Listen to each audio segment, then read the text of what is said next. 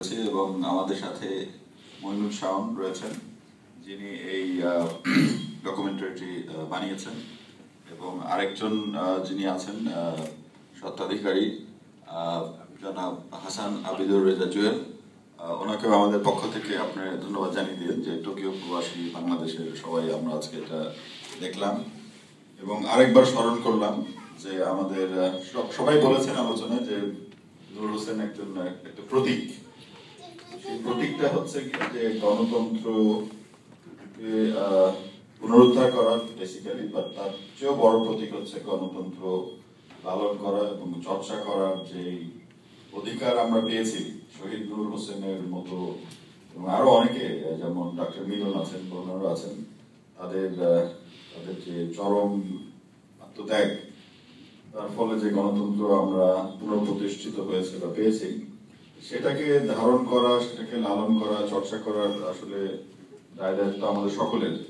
রাজনীতিবিদদের যেমন রয়েছে, আমলাদের রয়েছে, এবং সর্বোপরি সাধারণ মানুষ যারা হলো ভোটার, অর্থাৎ এই গণতন্ত্রের যে আমরা বলি যে অবজেক্ট, এখানে সেই সবারই একটা দায়িত্ব রয়েছে।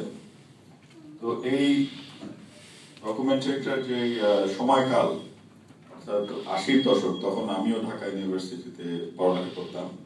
সুতরাং এই বিষয়গুলো বা এই পটভূমিটা আপনাদের অনেকের মতো আমার কাছে অত্যন্ত সুপরিচিত। তো এই শুধু এটুকুই বলবো যে এটা একটা খুবই ভালো উদ্যোগ আপনারা নিয়েছেন, যে অনেক কিছুই কিন্তু হারিয়ে যায় এবং মানুষ জানতেও পারে না। এই একটা ফার্স্ট হ্যান্ড যে আমাদের এনকাউন্টার হলো, আমি নিজে আসলে জানতাম না যে নূর হোসেন পরিবার ঢাকায় ছিল বা তার এই যে ব্যক্তিগত যে ডিটেলস গুলো, সেগুলো আমরা অনেকেই জানতাম না।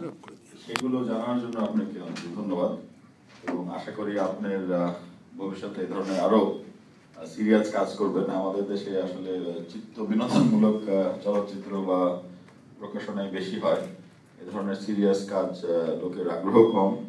আমি অত্যন্ত খুশি হচ্ছে আজকে দেখে যে টোকিওর অনেক প্রবাসী ভাই বোনেরা এখানে এসেছেন। তো এটা একটা অত্যন্ত ভালো একটা নিদর্শন বলতে পারি আমরা, যে ভালো কাজ প্রশংসা করার জন্য বা ভালো কাজ দেখার জন্য লোকজনের সমাগম যে হয় টোকিওতে, এটা একটা খুবই আশার কথা বলা যায়। তো আমি আপনার কাজ খুব ভালো লেগেছে আমার কাছে, এবং আপনি বলেছেন যে আরো হয়তো কিছু এটার উপরে এডিটিং করবেন বা ইয়ে করবেন। তো আমরা আশা করবো আপনার উত্তর সাফল্য, এবং আপনি টোকিওতে যতদিন আছেন ততদিন এখানে যে পড়ালেখা বা অন্যান্য কাজের ফাঁকে আপনি যে আরো অনেক কিছু শিখছেন, আমরা আশা করবো আপনার থেকে আরো আমরা অনেক কিছু পাবো ভবিষ্যতে। আমার এখানে যারা বাংলাদেশের ভাই বোনেরা আছেন তাদেরকে ধন্যবাদ জানিয়ে শেষ করছি। অনেক ধন্যবাদ।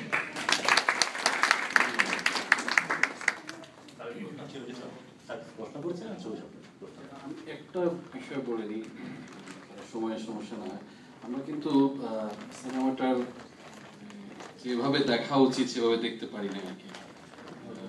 রঙে মানে কালার একটা বড় বিষয়, রং ইমেজে, সেখানে আমরা কিছুই, আমরা প্যাল মোড়ে ছিল হয়তো